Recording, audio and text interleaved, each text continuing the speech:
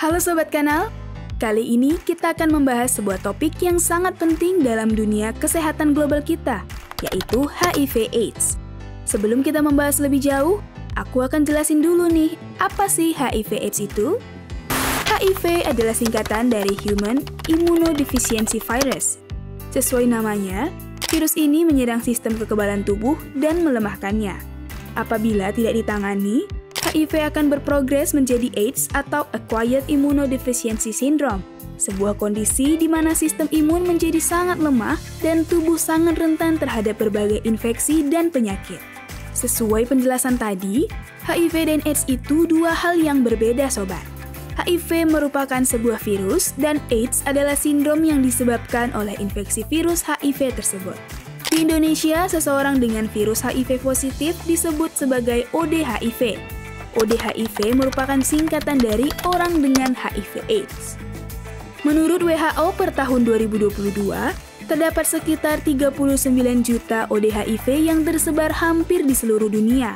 Jumlah ini meningkat sekitar 50% dibandingkan dengan data pada tahun 2000 yang berjumlah 26 juta orang. Di Indonesia sendiri pada tahun 2023, diperkirakan terdapat 540.000 orang positif HIV dan terdapat 24.000 kasus baru. Berdasarkan Permenkes nomor 23 tahun 2022, pemerintah telah mengatur strategi untuk mengendalikan HIV/AIDS. Hal ini dilakukan dengan menerapkan 4 langkah, yaitu promosi kesehatan, pencegahan, penanganan kasus, dan pengawasan.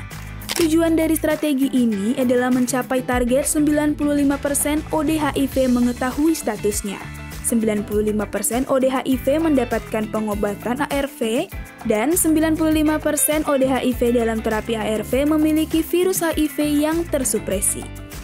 Orang dengan HIV/AIDS tidak dapat terbebas sepenuhnya dari HIV. Oleh karena itu, penanganan yang komprehensif penting untuk dilakukan agar virus HIV tidak menular dan ODHIV dapat terjaga kualitas hidupnya. Berikut adalah manajemen komprehensif yang bisa dilakukan pada pasien HIV. Pertama, penentuan stadium klinis HIV dan tata laksana infeksi oportunistik. Penanganan pertama yang harus dilakukan adalah penentuan stadium klinis HIV dan tata laksana infeksi oportunistik. Perjalanan alamiah infeksi HIV terdiri dari 4 fase, yaitu Acute Retroviral Syndrome. Fase ini terjadi pada beberapa minggu setelah terinfeksi. Pada fase ini, ODHIV biasanya mengalami gejala seperti flu, misalnya demam, sakit kepala, pusing, diare, dan kelelahan. Gejala ini adalah respon alamiah tubuh dan akan hilang dengan sendirinya. Window Period. Pada fase ini, virus HIV sudah berada di dalam tubuh, tetapi kadarnya belum bisa dideteksi oleh pengujian lab. Window period bervariasi tergantung dengan metode apa pendeteksian virus HIV dilakukan. Dapat berlangsung mulai dari 10 sampai 90 hari. Fase asimptomatik. Fase ini disebut juga stadium klinis 1. Fase ini dapat berlangsung selama 5 sampai 8 tahun. ODHIV biasanya tidak merasakan gejala apapun, meskipun beberapa mengalami gejala seperti limfadenopati generalisata yang persisten. Meskipun tidak bergejala, ODHIV tetap dapat menularkan HIV melalui hubungan seksual, penggunaan jarum suntik bergantian, ASI, kehamilan, dan persalinan. Fase simptomatik. Fase ini terbagi dalam stadium klinis 2-4. Pada fase ini mulai terjadi gejala seperti penurunan berat badan dan infeksi oportunistik. Gejala yang terjadi terus memberat pada stadium klinis yang lebih tinggi. Kedua, pengobatan pencegahan dengan cotrimoxazole. Selanjutnya kita memasuki manajemen HIV berikutnya, yaitu pemberian antibiotik cotrimoxazole. Cotrimoxazole diberikan untuk mencegah beberapa penyakit infeksi oportunistik seperti pneumocystis pneumonia atau PCP, toxoplasmosis, dan malaria. Pemberian cotrimoxazole ini dilakukan berdasarkan beberapa kriteria seperti stadium klinis, kadar CD4, dan ada tidaknya infeksi TBC, serta ketersediaan fasilitas pemeriksaan CD4. Ketiga, diagnosis, terapi, dan pencegahan TBC.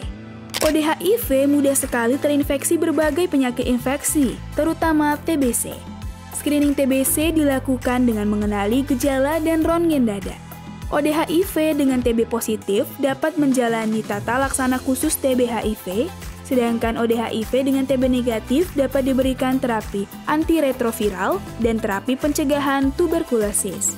Hal ini dimaksudkan agar ODHIV terhindar dari infeksi bakteri tuberkulosis di masa yang akan datang.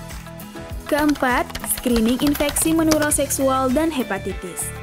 Screening infeksi menular seksual atau IMS dilakukan setiap 3 bulan. Screening ini kemudian dilanjutkan dengan pengobatan penyakit menular seksual yang terdeteksi. Selanjutnya dilakukan juga pemeriksaan hepatitis C serta pengobatannya.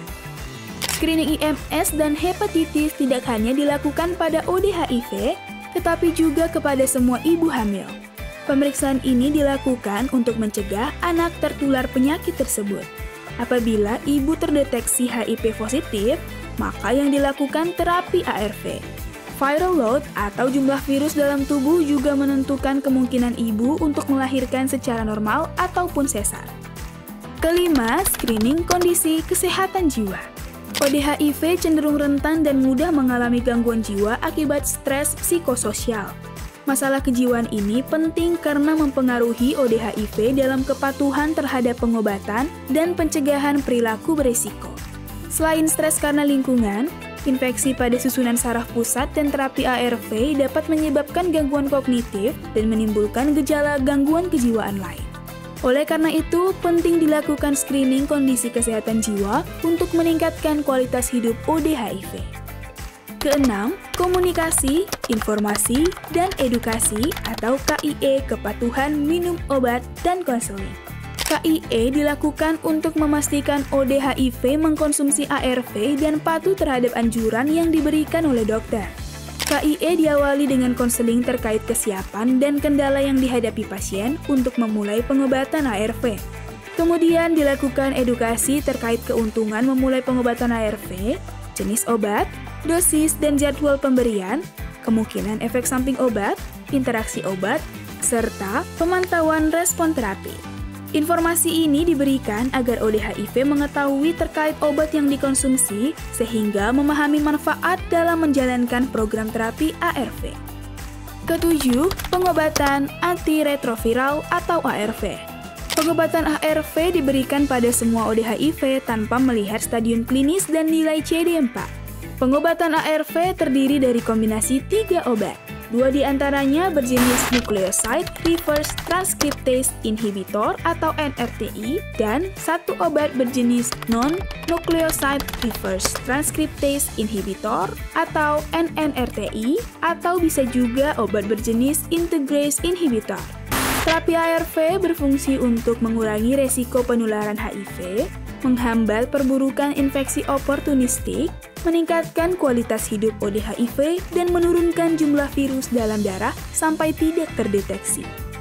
Pengobatan ARV dapat dilakukan pada hari yang sama sejak tegaknya diagnosis atau selambat-lambatnya hari ke-7 setelah tegaknya diagnosis pada ODHIV tanpa infeksi oportunistik. Pada ODHIV dengan infeksi oportunistik seperti TBC, toksoplasmosis, dan Cryptococcus, pemberian ARV ditunda selama beberapa minggu sejak terapi infeksi oportunistik tersebut. Kedelapan, pemantauan setelah memulai terapi ARV. Pemantauan yang dilakukan berupa pemantauan klinis, efek samping dan laboratoris, imunologis, dan virologis.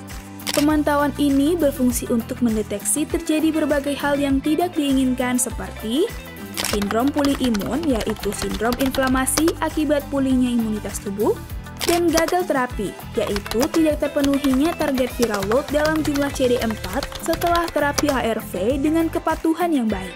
Gagal terapi juga dapat dinilai dari munculnya infeksi oportunistik baru atau berulang setelah 6 bulan pengobatan yang efektif. Nah, Sobat Kanal, itu tadi dia manajemen komprehensif dalam penanggulangan HIV. Penanggulangan HIV tidak dapat hanya mengandalkan tenaga kesehatan saja, tetapi juga membutuhkan seluruh bantuan baik pemerintah sebagai pembuat aturan maupun keluarga serta lingkungan sekitar sebagai support system bagi ODHIV dalam menjalankan terapinya.